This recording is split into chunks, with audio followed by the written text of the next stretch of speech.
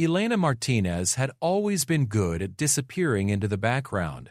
At 23, she had perfected the art of being invisible, slipping through crowds unnoticed, sitting in the back corner of coffee shops, keeping her voice low enough that people often asked her to repeat herself. It wasn't shyness exactly, but something deeper. A protective instinct that had kept her safe through foster homes, failed relationships, and a string of dead-end jobs that barely covered her studio apartment rent. She worked nights at Mercy General Hospital as a medical records clerk, filing away other people's stories while her own remained unwritten. The fluorescent lights buzzed overhead as she organized patient files, her dark hair falling like a curtain around her face. Most nights, the only sounds were her fingers tapping against the keyboard and the distant hum of medical equipment from the floors above.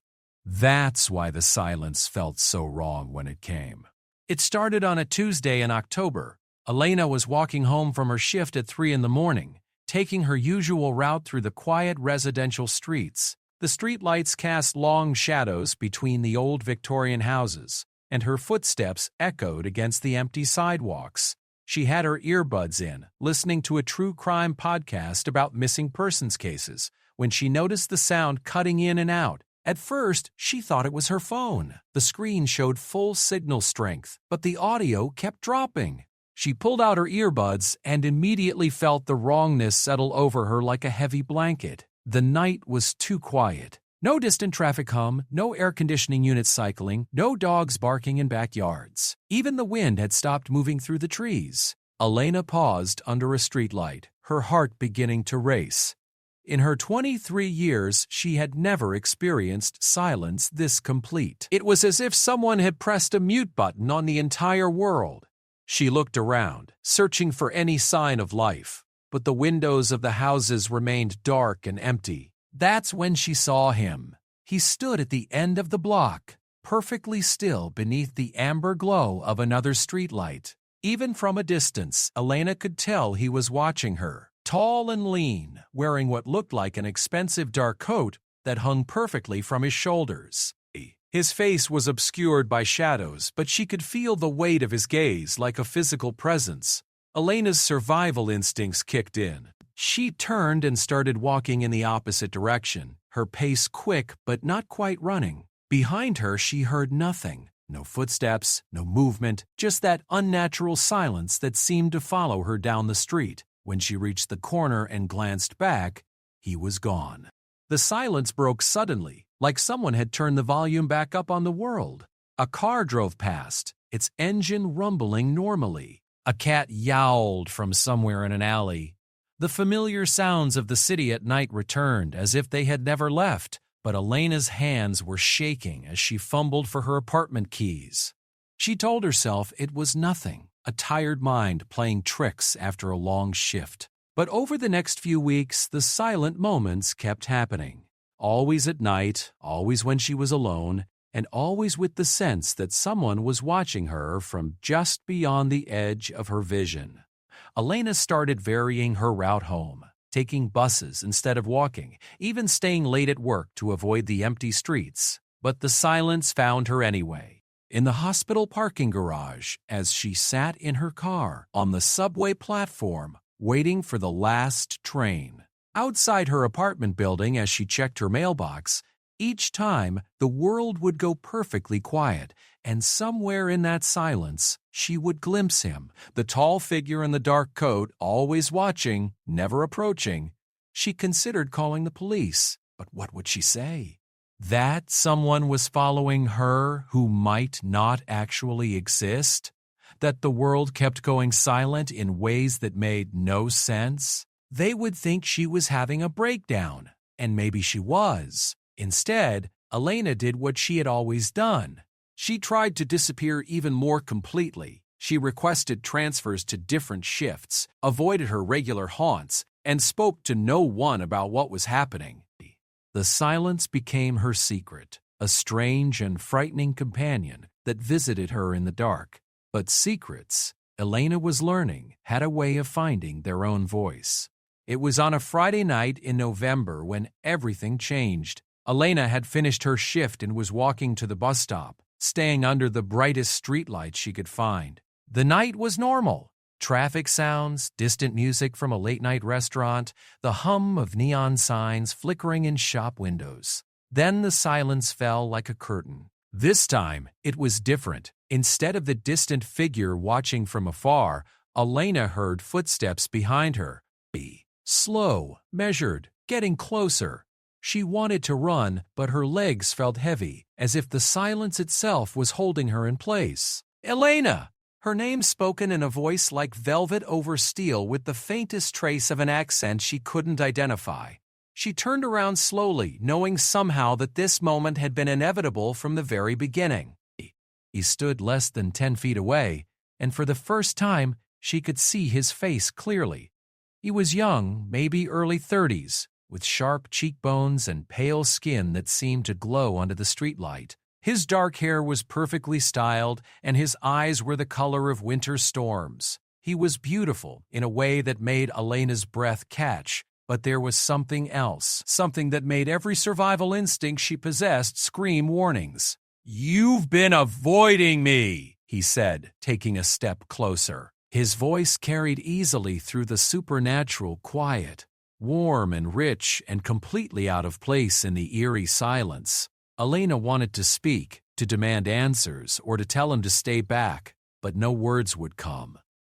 She had spent so long perfecting the art of being silent that now when she needed her voice most, it had abandoned her completely. "My name is Adrian Blackthorne," he continued, as if they were having a normal conversation on a normal street on a normal night, "and I've been looking for you for a very long time." He reached into his coat and pulled out something that gleamed in the streetlight. Not a weapon, Elena realized, but a photograph. Old and slightly yellowed, the kind her grandmother might have kept in a shoebox. "Do you know who this is?" Adrian asked, holding the photograph out to her. Elena's hands were shaking as she took it. The image was of a young woman, maybe her age, with dark hair and serious eyes. She was wearing what looked like a white dress from another era, standing in front of a grand house that belonged in a fairy tale. The woman in the photograph was beautiful, with delicate features and an elegant bearing. The woman in the photograph looked exactly like Elena. "I don't understand," Elena whispered, finding her voice at last. It sounded strange in the unnatural quiet, like speaking inside a vacuum. "Her name was Isabella," Adrian said softly. "She lived 300 years ago and she was—" He paused, seeming to choose his words carefully. "She was someone very important to my family." Elena stared at the photograph, her mind racing. It wasn't possible. People didn't look identical to strangers from 3 centuries ago. This had to be some kind of trick, a cruel joke, or an elaborate scam. But as she looked closer at the woman's face, she saw the same small scar above her left eyebrow that Elena had gotten falling off her bike as a child. The same slightly uneven smile. The same way of holding her shoulders that Elena saw every time she looked in a mirror. "This isn't real," she said, but even as she spoke the words, she knew they weren't true. Adrian smiled, and for the first time, Elena saw his teeth. They were perfectly white and perfectly straight, except for the canine teeth, which were just a little too sharp, a little too long. "I know this is difficult to understand," he said, "but Isabella was killed before she could fulfill her destiny. Before she could take her place in my world, my family has been searching for her return ever since." A photograph slipped from Elena's numb fingers and fluttered to the ground between them. "Your world, a world where the night belongs to us," Adrian said. "Where silence is not empty, but full of possibilities. Where you would never have to hide in the shadows again, because the shadows would belong to you." Elena took a step backward, but Adrian didn't follow. He simply watched her with those storm-colored eyes, patient as a predator who knew his prey had nowhere to run. "You're insane," she said, but her voice lacked conviction. Nothing about this conversation should make sense, but somehow it felt like the most honest exchange she had ever had with another person. "I know how it sounds," Adrian said, "but deep down, you've always known you were different." the way you disappear into crowds, the way you move through the world like you're not quite part of it. You've been preparing for this your entire life without knowing it." He was right, and that terrified Elena more than anything else he had said. She had always felt displaced, like she was living someone else's life and just going through the motions. The foster families, who never quite knew what to do with her. The jobs that never felt real. The relationships that ended before they began, because she could never let anyone get too close. "What do you want from me?" she asked. Adrian bent down and picked up the photograph, handling it with the reverence someone might show a religious artifact. "I want you to come home," he said, "to take your rightful place. My family is waiting." The silence around them deepened, and Elena realized that the streetlights were dimming. Not flickering or going out, but fading gradually, as if the darkness was slowly reclaiming the night. "I can't," she whispered. "I don't even know what you're talking about." "You will," Adrian said with certainty. "When you're ready, you'll understand everything. Until then, I'll be watching. Protecting you. Protecting me from what?" For the first time, Adrian's perfect composure cracked slightly. A shadow passed over his face, and when he spoke again, his voice carried a weight of ancient sadness. "From others who want to make sure Isabella never returns. Others who see you as a threat to the balance we've maintained for centuries." The darkness was closing in around them now, and Elena could barely see Adrian's face, but his eyes seemed to glow with their own light, silver and hungry, and somehow fond. "With trust, Teddy. Sleep well, Elena," he said, "and remember, you're not alone anymore." The world went completely black. When Elena opened her eyes, she was lying on her apartment floor, still wearing her work clothes from the night before. Sunlight streamed through her windows, and the sounds of Saturday morning traffic filled the air. Her phone was buzzing with missed calls from her supervisor, wondering why she hadn't come in for her morning shift. She sat up slowly, her head pounding. In her hand was the photograph of Isabella, real and solid and impossible. Elena stared at her own face looking back at her from 300 years ago and knew that her quiet life of invisibility was over forever. Elena spent the next 3 weeks trying to convince herself that everything had been a hallucination.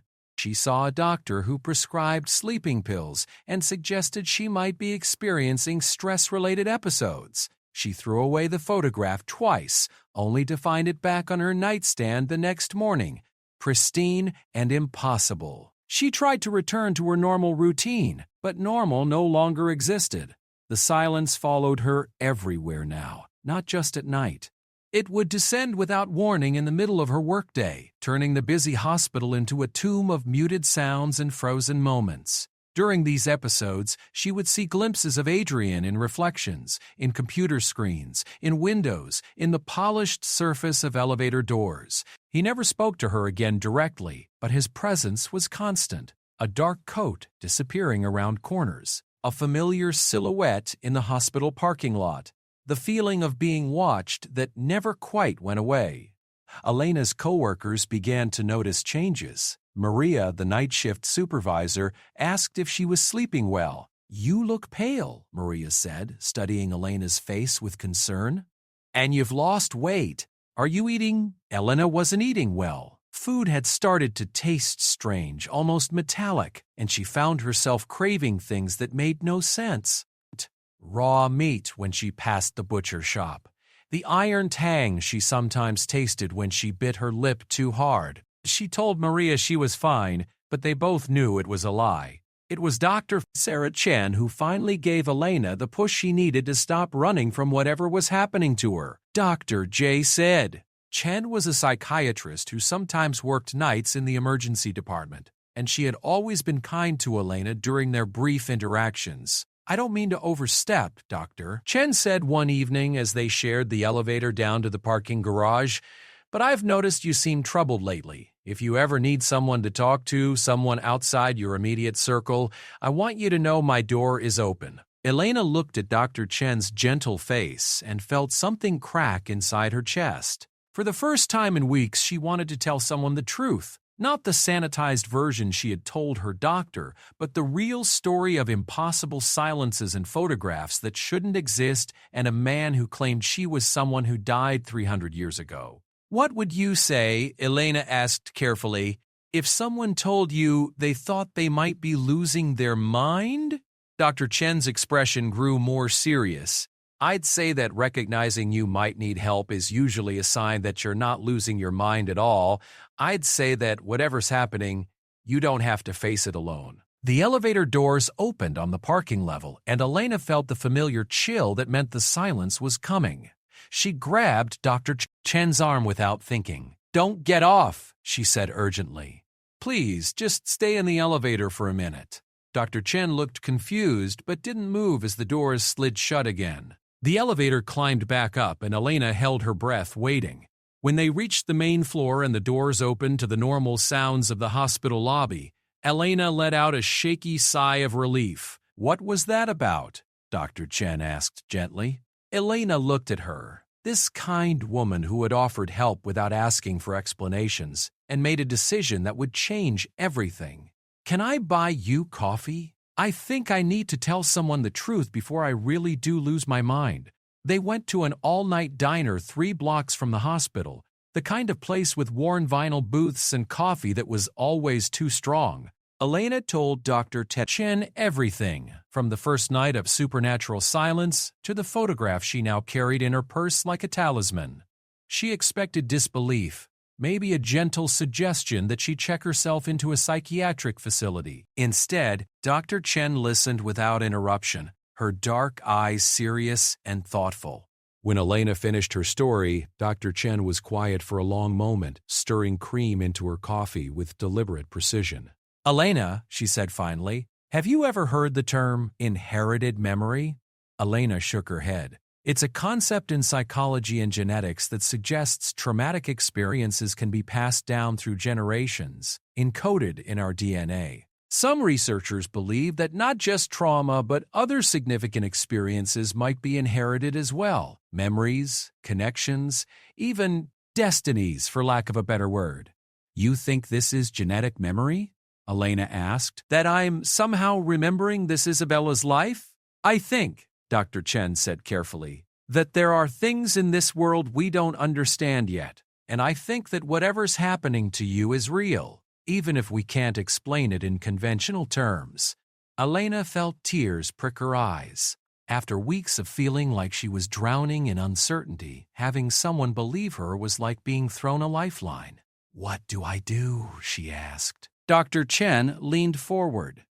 "You find out the truth. All of it. Because running from this clearly isn't working, and if this Adrian person is real, then he's not going to just disappear." As if summoned by his name, the diner fell silent.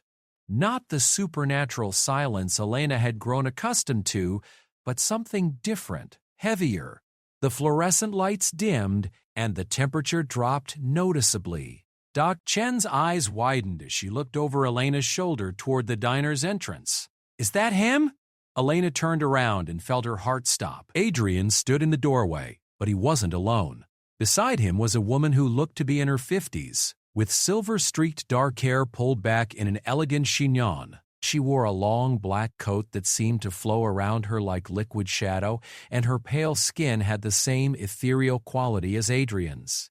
But where Adrian's presence felt dangerous and predatory, this woman radiated a different kind of power, maternal, protective, but no less formidable. The woman's eyes met Elena's across the diner, and Elena saw recognition flicker in their depths. Not surprise, but confirmation, as if she had been looking for Elena her entire life and had finally found her. Adrian started forward, but the woman placed a gentle hand on his arm, stopping him. She shook her head almost imperceptibly, and Adrian's jaw tightened, but he remained where he was. The woman approached their booth alone, moving with a grace that seemed to defy the laws of physics. When she reached their table, she looked first at Dr. Chen with polite curiosity, then focused entirely on Elena. "My dear child," she said, her voice carrying the faintest trace of an accent that might have been European, but was too old to place precisely. You look so much like her, so very much like Isabella. Elena found her voice with effort. Who are you? The woman smiled. And unlike Adrian's sharp-edged beauty, her smile was warm and genuinely kind. My name is Catherine Blackthorne. I am Adrian's mother, and I believe I am the person who can give you the answers you've been searching for. Dr. Chen started to speak, but Catherine turned to her with such gentle authority that the words died in her throat. Dr. Chen, Catherine said, somehow knowing her name without introduction. You have been a true friend to Elena during a very difficult time. For that, you have my gratitude. But what happens next is not something you can be part of, for your own safety as much as ours. She reached out and touched Dr. Chen's hand, and Elena watched her friend's eyes grow distant and unfocused. You will remember having a lovely conversation with Elena about work stress, Catherine said softly. She seemed much better when you parted ways. You won't worry about her anymore. Dr. Chen blinked several times, then smiled pleasantly at Elena. I'm so glad we had this chat, she said, sliding out of the booth. You seem much better. I should get going. Early morning tomorrow. She left the diner without looking back, and Elena stared after her in shock. You can't just manipulate people's minds, Elena said, turning back to Catherine. I can, Catherine replied matter-of-factly, but I rarely choose to. Your friend was in danger simply by knowing too much. This was kinder than the alternatives. She slid into the booth across from Elena, and the temperature seemed to normalize slightly. The other patrons in the diner continued their conversations as if nothing unusual had happened, but Elena noticed they all seemed to be carefully avoiding looking in their direction. You have questions, Catherine said. Ask them. Elena had so many questions she didn't know where to start. But one rose above all the others, the one that had been haunting her since that first night. Am I human? Catherine's smile was sad. You are human now, but you were something else once in another life. Something more. Isabella. Yes, Isabella was my son's intended bride. She was chosen not just for love, though there was love, but because she possessed something rare. Something necessary for our kind to continue. Elena felt a chill that had nothing to do with the supernatural atmosphere surrounding them. What kind of thing? The ability to bear children who could bridge two worlds, Catherine said gently. Human children who could become like us if they chose. It's a gift that appears perhaps once in a millennium. The vampire children, Elena said, the word falling from her lips before she could stop it. Catherine nodded, seeming pleased that Elena had made the connection. We prefer to think of ourselves as evolved humans, but yes, the legends got some things right. Elena's mind reeled. And you think I'm Isabella reincarnated? The same soul, the same gift, the same destiny. Catherine leaned forward, her eyes intense but not threatening. But this time, you have a choice. Isabella was forced into our world without understanding what she was agreeing to. The circumstances of her death, they were tragic, preventable. We failed her, and we have spent 3 centuries trying to make amends for that failure. How did she die? A shadow passed over Catherine's face. She was murdered by those who feared what her children might become. Vampires who believed mixing our bloodlines with humans would make us weak. They killed her on what should have been her wedding night. Elena felt sick. D-A-A-T. And now they want to kill me too. Some of them, yes, but they are fewer now and we are stronger. More importantly, you are stronger than Isabella was. You've survived on your own, learned to hide, to protect yourself. You won't be caught off guard as she was. Elena looked across the diner to where Adrian still stood by the entrance. He was watching their conversation with intense focus, but made no move to join them. What does Adrian want from me? The same thing he wanted from Isabella, Catherine said. To love you, to protect you, to build a family that bridges our 2 worlds. And what if I don't want that? Catherine's smile was gentle but serious. Then you walk away. We don't force choices, Elena. We can't. True love, the kind needed to create the bond we're talking about, can't be compelled. Elena stared down at her hands, which were trembling slightly. But if I walk away, those other vampires will still want me dead. If you choose to stay human to live a normal life, we will protect you. It would be our honor to do so. Isabella's death was our failure, and we owe her, and you, that much. What if I choose Adrian? What happens then? Then you would gradually become like us. The transformation isn't instant. It takes time, patience, love. You would gain our strengths, our longevity, our abilities. But you would also accept our responsibilities, our restrictions, our world. Elena felt overwhelmed by the enormity of what Catherine was telling her. 3 days ago, her biggest concern had been whether she could afford to renew her lease. Now, she was being asked to choose between remaining human or becoming something out of mythology. I need time to think, she said. Catherine nodded. Of course.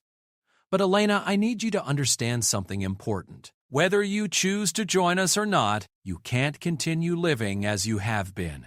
Too many people know about you now. The silence, the disappearing, those are signs that your inherited abilities are awakening. They'll only get stronger. What kind of abilities? The same ones that made Isabella special. You can influence minds, bend shadows to your will, move through the world unseen when you choose. You've been doing it instinctively your whole life. Elena thought about all the times she had seemed to disappear in crowds, the way people's eyes would slide past her when she didn't want to be noticed. She had always attributed it to being forgettable, but maybe it was something else entirely. How long do I have to decide? As long as you need. But I would ask one favor. Catherine reached across the table and gently took Elena's hand. Her skin was cool but not unpleasantly so, like marble that had been sitting in shade. Come to our home, meet our family, see what your life could be like. You can't make an informed choice without understanding all your options. Elena looked into Catherine's kind eyes and felt something she had never experienced before. Unconditional acceptance. This woman, who claimed to be a centuries-old vampire, was looking at her with more maternal warmth than Elena had ever received from any of her foster mothers. You would do that? Elena asked. Let me into your home without knowing what I'll choose. My dear, Catherine said softly, you are family whether you choose Adrian or not. Isabella was precious to us, and so are you. That doesn't change regardless of your decision. Elena felt tears threatening again. She had spent her entire life feeling like an outsider, like someone who didn't quite belong anywhere. The idea that she could have a real family, who wanted her just for being herself, was almost too overwhelming to consider. Okay, she whispered. I'll come, but I need a few days to arrange things at work to... Tomorrow night, Catherine interrupted gently. I know it seems sudden, but waiting longer puts you at risk. Already there are those who know you've been found. They'll act soon if we don't. Elena nodded, feeling like she was agreeing to jump off a cliff without knowing what waited below. Tomorrow night. Catherine smiled and squeezed her hand gently before releasing it. Adrian will come for you at midnight. He'll bring you to our estate, and you'll have as much time as you need to explore, to ask questions, to decide. She started to slide out of the booth, then paused. Elena, whatever you choose, know that you are not alone anymore. That silence you've been carrying your whole life, it doesn't have to be empty. It can be full of possibilities instead. Catherine walked back to where Adrian waited, spoke quietly to him for a moment, then disappeared through the diner's entrance so quickly it was like she had never been there at all. Adrian lingered for a moment longer, his storm-colored eyes meeting Elena's across the room. He didn't speak, but somehow Elena heard his voice anyway, soft as a whisper in her mind. Until tomorrow, Isabella. Then he too was gone, and the diner returned to its normal fluorescent-lit reality. Elena sat alone in the booth, staring at a reflection in the dark window, and wondered if she was looking at Elena Martinez having the strangest dream of her life. or Isabella, someone else, finally waking up after 3 centuries of sleep? Outside, snow began to fall even though the weather report had predicted clear skies, and Elena decided that maybe the difference didn't matter anymore. Elena spent her last day as a purely human woman trying to live normally, but normality felt like wearing clothes that no longer fit. She called in sick to work, claiming food poisoning, and spent the morning walking through the city she had lived in for 3 years as if seeing it for the first time. Everything looked different now. The shadows between buildings seemed deeper, more inviting. She found herself noticing things she had never seen before. The way certain people moved with inhuman grace, the subtle signs that suggested not everyone walking the streets was entirely human. A woman in the coffee shop whose reflection seemed slightly off in the window behind her. A man on the subway whose eyes reflected light like an animal's when he turned his head. Had they always been there, these hints of a hidden world, or was she only seeing them now because she was being invited to join it? At 11:30 that night, Elena stood in her apartment wearing her best dress, a simple black piece she had bought for job interviews but never worn. She had no idea what one wore to meet a vampire family, but black seemed appropriate. Her hands shook as she applied lipstick, and she kept staring at her reflection, looking for signs of Isabella in her own face. The silence came at exactly midnight, deeper than it had ever been before. Elena felt it settle around her apartment like velvet, muffling every sound from the street below. When the knock came at her door, she barely heard it, more felt it, like a gentle vibration through the floorboards. Adrian stood in her hallway wearing an elegant black suit that looked like it had been tailored specifically for him. In his hands was a single red rose so dark it was almost black, with petals that seemed to glow with their own inner light. "For you," he said, offering the flower. His voice carried easily through the supernatural quiet, warm and rich as honey wine. Elena took the rose, surprised by its weight. It felt substantial, real, but when she looked closely at the petals, she could see tiny veins of silver running through the deep red. "Is it real?" she asked. "As real as anything in our world," Adrian replied with a slight smile. "It will never wilt, never fade, like some things that seem too beautiful to last." Elena placed the rose carefully on her kitchen counter, then grabbed her purse and coat. "I'm ready. Are you certain? Once we leave here, everything changes. Even if you decide not to stay with us, you'll know things about the world that you can't unknow." Elena looked around her small apartment, at the mismatched furniture she had bought from thrift stores, the medical textbooks she had been studying in hopes of eventually becoming a nurse, the photographs of foster families who had tried their best but never quite managed to make her feel like she belonged. "I've never been certain about anything in my life," she said. "But I know I can't keep living in this silence anymore." Adrian offered her his arm, and when Elena took it, she felt a shock of recognition so strong it made her knees weak. Not just physical attraction, though there was that, but something deeper. A sense of completion, like a missing piece of herself had suddenly clicked into place. "Easy," Adrian murmured, steadying her. "The first connection is always overwhelming." Connection? The recognition between souls that have been bound together across lifetimes. Isabella felt it too the first time we met. They walked down the stairs and out into the night, where an elegant black car waited at the curb. Elena had expected something old-fashioned, maybe a horse-drawn carriage, but this looked like something from a luxury car commercial. "We adapt to the times," Adrian explained, seeming to read her thoughts. "Though Mother does still prefer to travel by more traditional methods when we're not in public." The drive took them out of the city and into the countryside, through winding roads Elena had never explored. The landscape changed gradually from suburban developments to farmland to dense forest, until finally they turned onto a private road marked only by an ornate iron gate that swung open silently at their approach. The Blackthorn estate rose from the forest like something from a Gothic novel.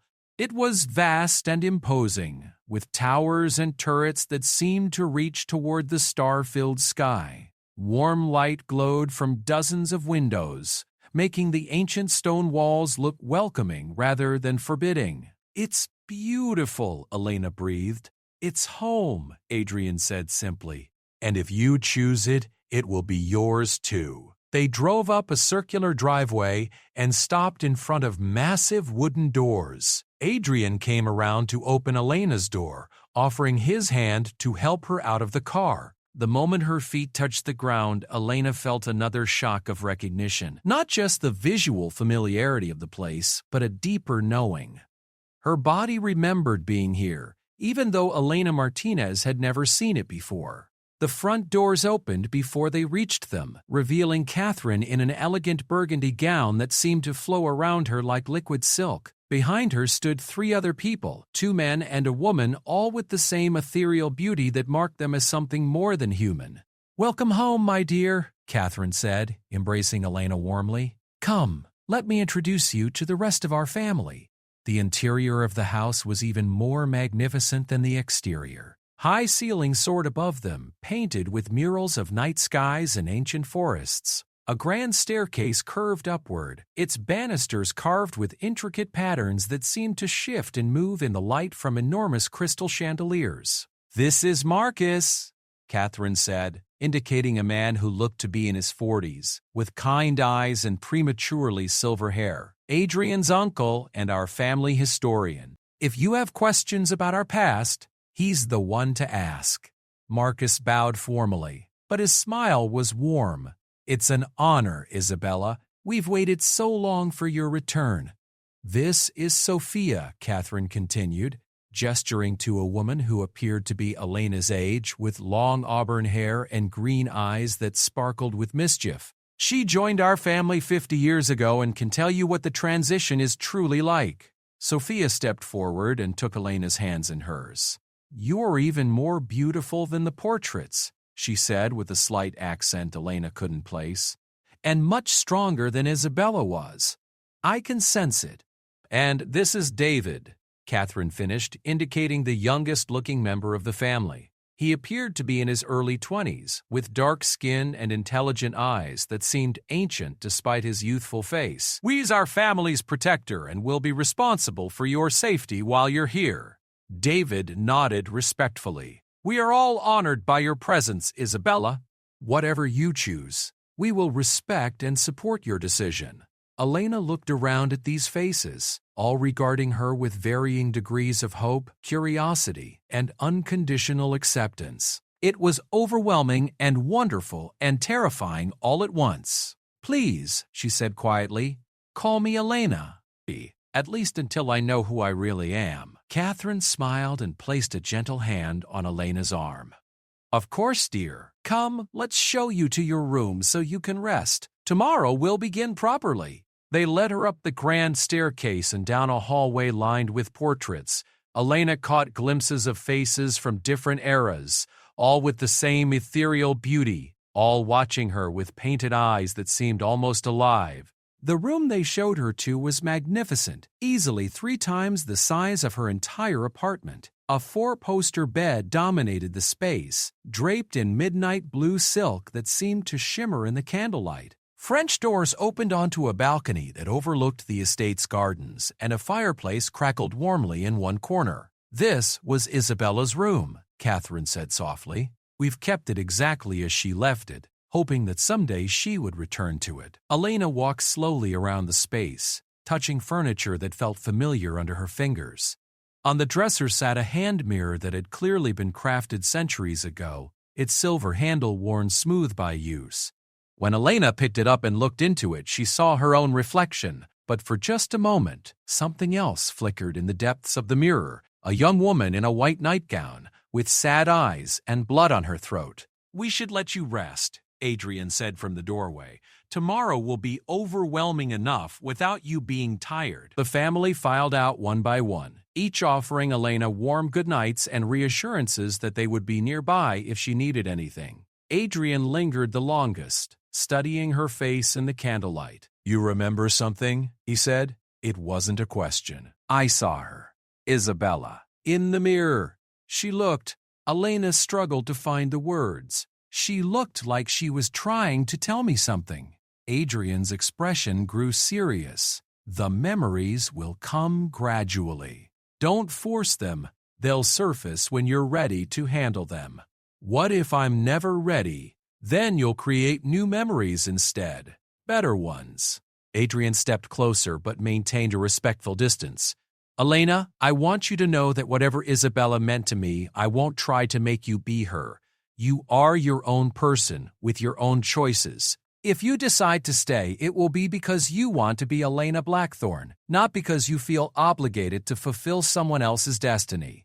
Elena felt her heart skip at hearing her name paired with his, even hypothetically. Elena Blackthorne, she repeated. That sounds right, Adrian finished softly. It sounds right. After he left, Elena changed into a nightgown that had been laid out for her. Silk so fine it felt like wearing moonbeams. She tried to sleep, but her mind was too active, processing everything that had happened. Instead, she found herself drawn to the French doors and the balcony beyond. The estate's gardens stretched out below her, illuminated by what seemed like thousands of tiny lights. Not electric lights, she realized, but something else. Fireflies, maybe, or some form of magic she didn't understand yet. The effect was breathtaking, like looking down at a constellation that had fallen to earth. You couldn't sleep either? Elena turned to find Catherine standing in the balcony doorway, now wearing a simple white nightgown that made her look more maternal than regal. It's all so much, Elena said. Beautiful but overwhelming. Catherine joined her at the balcony railing. May I ask you something, dear? Elena nodded.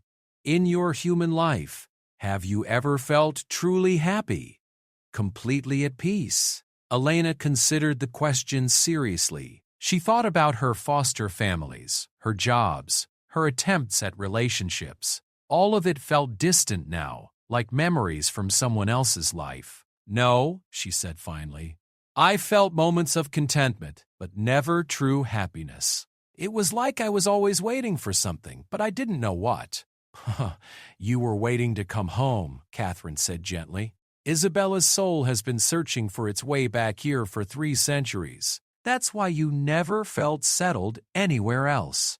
They stood in comfortable silence for a while, watching the lights dance in the garden below. Finally, Catherine spoke again. Tomorrow, Adrian will show you around the estate.